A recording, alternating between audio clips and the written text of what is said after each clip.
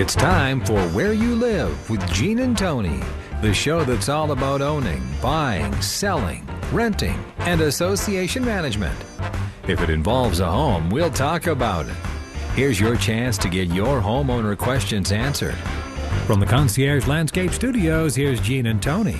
Needed the shelter of someone's arms, and there you were. Needed someone to understand my ups and downs, and there you were. Welcome to Hour 2 of Where You Live with Gene and Tony. Our topic today is talking about the Minnesota State Legislature. Are they going too far in some of their proposals right now while they are in session? And we have a number of things we want to talk to you today about that affect both homeowner associations and rental property, too. That's right. And we want to hear from you, 651-289-4488. Or if you agree or disagree with the proposed legislation, call your state senator as well. Yeah. Let them know. And we're, of course, broadcasting live from the Concierge Landscape Studios. And we're also brought to you the second hour by Extreme Exteriors. We talked a little bit last segment about the HOA not being able to prohibit homeowners from being able to display signs, which is something that has been pretty common. Not only in associations, but in city ordinance. Mm-hmm. And they have another one that's real interesting, too, folks. I'd love to hear what you think of this, and that is in terms of the right of an owner or a renter in making improvements to the exterior of where they live. And it's very specific. Again, the state provision, and this can all be found in Senate File number 926. If you agree, that's great. If not, call your legislators. Let them know what you think of this. But in this Section 2 here on certain improvements, again, it goes through the litany saying that if there's any provision, any contract, any rental agreement, any homeowner association document that limits the right of an owner or tenant of residential property to make alternative energy or landscaping improvements to a portion of the residential property to which that person who makes the improvements has exclusive use is void and unenforceable.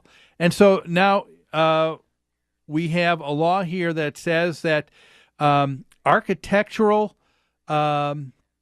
continuity in an HOA property, that can be gone because out the window.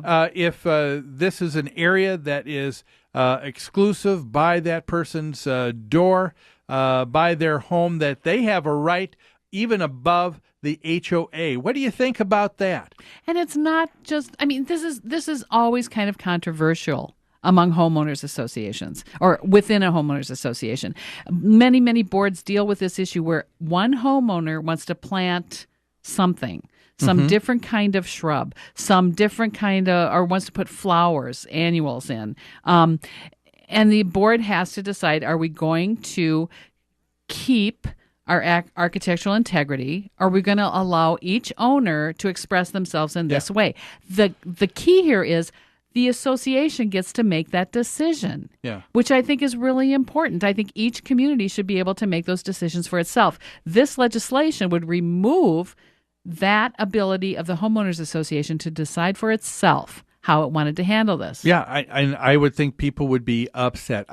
This could also be called the flower pot law, because think about some of the associations that limit potted plants. Sure. There's one association you and I over the years both worked for, managed in Maple Grove. Yeah. They're very specific. And they said no more than 6 pots on your patio. And why did they have to draft that rule, Gene? Because the person, and I think she probably still lives there too, she had put no less than, I think it was like 97 pots out on her patio area what she wanted to do is she wanted to till the land out Around from the patio, yeah. around from her home and be able to do some gardening, with raising vegetables specifically. Mm-hmm. But here she had The 97. association wouldn't allow that because they Wouldn't didn't allow want that. their lawn to be torn up. That's Yep. right. And so she put up 97 pots of, she put up her corn and beets And her tomatoes, I'm sure. tomatoes Yep, and she- beans yep, and all right. lettuce and all of that. And so the association said, you know what?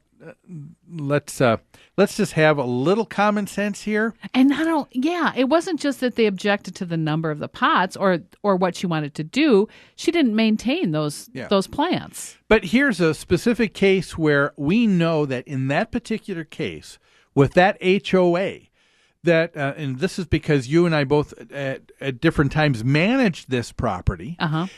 The homeowners in and around that person's home complained and said, "This is too much. I don't like it. It looks trashy. I don't want to look at it." And then when those vegetables died and she just left the plant materials Yep. sitting out there, her neighbors didn't like it. Yes, and so you clearly had a case where a good number of people did not like it. That's right. That were directly around her home. Affected by it. The majority of the homeowners said, "We don't want to have it." With this law, if that comes about, they would have no say. That's right. In the matter, and you would have to put up. I think it's bad legislation. It's restricting HOA's ability to govern itself.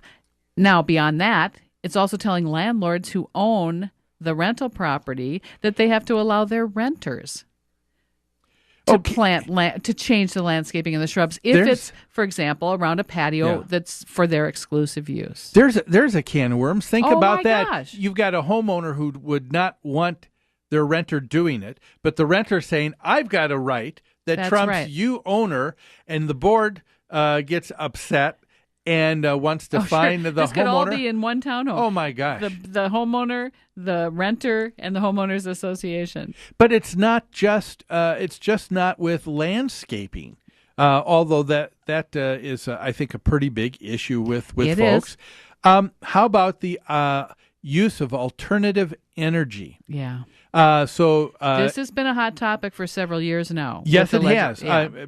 Because in the past, one of the reasons why there has been a kind of a hold with the installation of solar panels, wind generators, or geothermal, biomass, other sources for heating, for electricity, for the property, have been put off because you still have issues that have not been addressed. That's right. And one of the things that would be deleterious with this bill coming in place is that a lot of those things still haven't been thought about, and that is what happens to the person with some of the damage or some of the changes that need to take place just to have some of these new energy alternatives installed on the property, because it's not just a wind I guess turbine, turbine, what are they or called? Yeah. it can't be just installed just anywhere. That's you know? right. You're saying that before we start passing legislation like this, we need to address all the issues that it's going to affect. Yeah, we need to let's- address the consequences. If you install solar panels on the roof of your townhouse, you're going to destroy the integrity of that roof, possibly, and cause leaking for your neighbors. So how is that going to be addressed? How are we going to prevent that from happening? Mm-hmm. How are we going to prevent those solar panels from blocking the view of the people across the street? Yes. Or the simple fact that they don't want to sit and stare at those. Mm-hmm. These are issues that are important. And it's not just about the rights of the person who wants the solar panels. We've got to address the rights of the people, or the wishes of the people that live near them. Yeah, again, we're talking about the right of an HOA to govern itself. Exactly. If it becomes important to that community to try these alternative energy sources, and that's the will of the community, then great. Yeah. Go ahead and do it. You address your own maintenance issues. You address your own repair issues. Yeah. But to make it mandatory, I mean, to me, it's the same thing. People have been upset this last year because of snow plowing, because they thought people haven't come out quick enough, even though we've had just this humongous amount of an snow. inordinate amount of snow. That's dumped. But, if a person doesn't think that the snow removal is quick enough, they can move into a single-family home and take and care of their hire own snow and do it removal. themselves, or hire whom they wish Yes. to get it as quick as they wish. And here's something that people haven't thought about. This would be an alternative energy.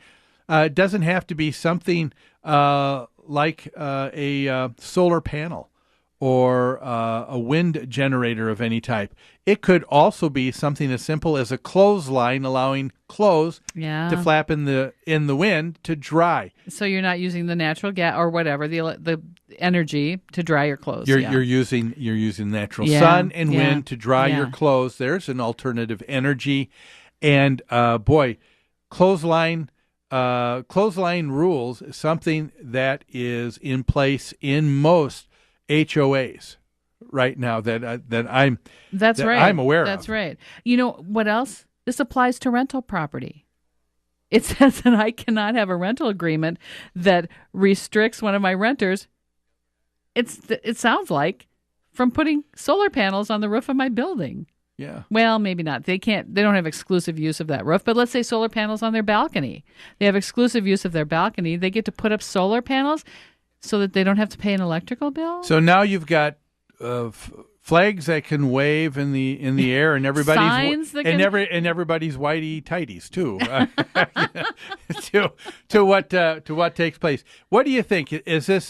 Does this sound reasonable to you, or do you think that it might be a little bit too much, or again something where the unintentional consequences have not been thought about here? Yeah. Well, we need to take another break. When we come back, we've got more on what's happening at your state legislature right here on Where You Live with Gene and Tony on AM 1280 The Patriot.